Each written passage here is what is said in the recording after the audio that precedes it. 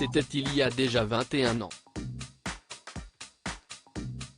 Le 11 septembre 2001, 4 attentats suicides étaient perpétrés le même jour dans le centre de Manhattan, à New York, à Arlington en Virginie et à Shanksville en Pennsylvanie.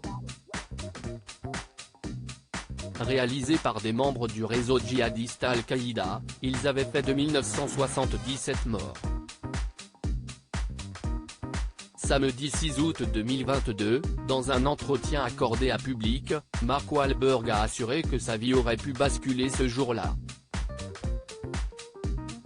En septembre 2001, j'étais enregistré sur le vol 93 d'United Airlines, qui s'est crashé dans un champ de Pennsylvanie après que les passagers se sont rebellés contre les terroristes d'Al-Qaïda. Au dernier moment, avec mes amis, nous avons changé nos plans et sommes partis de Toronto au lieu de Boston, a-t-il confié avant de glisser. Depuis, je me dis que mon temps est compté et qu'il faut profiter de chaque jour comme s'il s'agissait du dernier.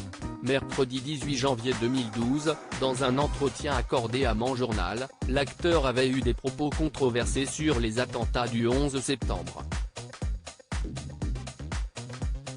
Estimant qu'il aurait pu changer le cours des événements, il avait assuré « Si j'avais été dans l'avion avec mes enfants, les choses ne se seraient pas déroulées comme ça.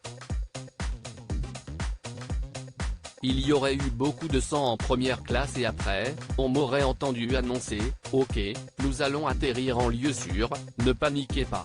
Immédiatement, ces propos avaient choqué la veuve du pilote de l'avion en question, mais aussi les personnes ayant perdu des êtres chers en cette journée tragique. Les excuses de Mark Wahlberg ayant pris conscience de la maladresse de ses propos, Mark Wahlberg s'était excusé.